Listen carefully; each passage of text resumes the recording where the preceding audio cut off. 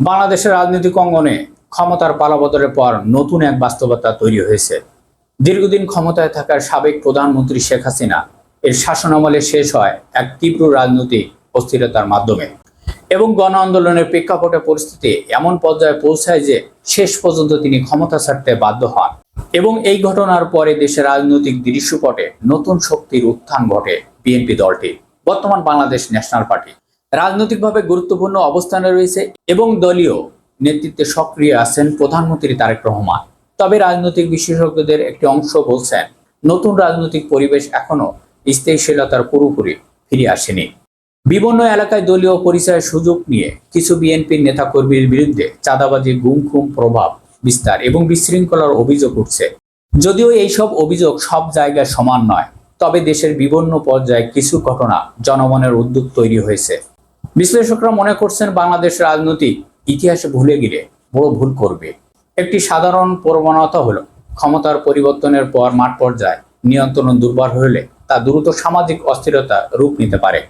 তাদের মতে সাবেক শেখ হাসিনার শাসনামলে যে জন অসন্তোষ বা রাজনৈতিক চাপ তৈরি হয়েছিল তার ফলাফল ছিল ক্ষমতার পরিবর্তন। এখন নতুন রাজনৈতিক শক্তির জন্য একই ধরনের সতর্ক বার্তা বলে মনে করেন বিশেষজ্ঞরা।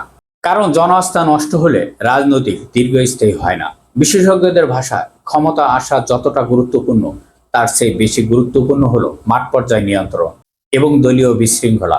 বাংলাদেশে প্রায় 18 কোটি মানুষের প্রত্যাশা এখন একটাই, শান্তি, নিরাপত্তা এবং স্থায়ীশীল শাসন ব্যবস্থা।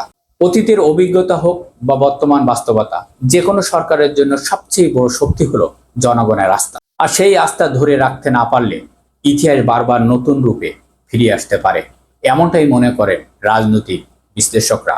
বিগত শেখ হাসিনার শাসনামলে রাজনৈতিক বাস্তবতা দেখা গেছে, ক্ষমতা থাকা অবস্থায় যদি জনগণের সঙ্গে দূরত্ব তৈরি হয় এবং মাঠ পর্যায়ে নিয়ন্ত্রণ দুর্বল হয়ে পড়ে, তাহলে শেষ পর্যন্ত সেই ক্ষমতা ধরে রাখা সম্ভব হয় না।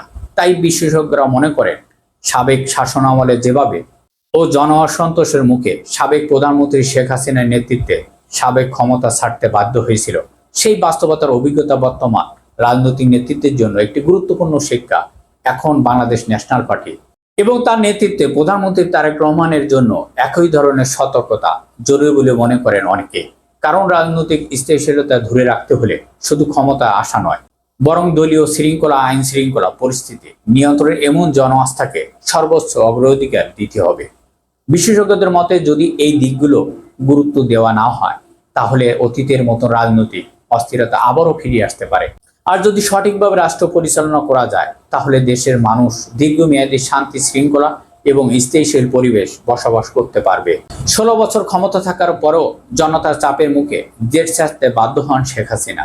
এর বাস্তবতা নতুন রাজনৈতিক নেতৃত্বের জন্য একটি বড় সতর্কবার্তা।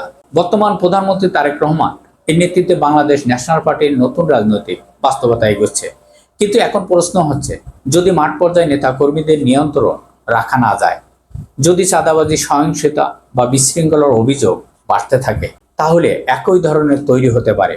এর পাশাপাশি রাজনৈতিক অঙ্গনে আরেকটি দিক, জামাত ও শিবিরের ওপর অতীত এবং বর্তমান রাজনৈতিক চাপ, দমন, নিপীড়ন এবং সীমাবদ্ধতার অভিযোগ।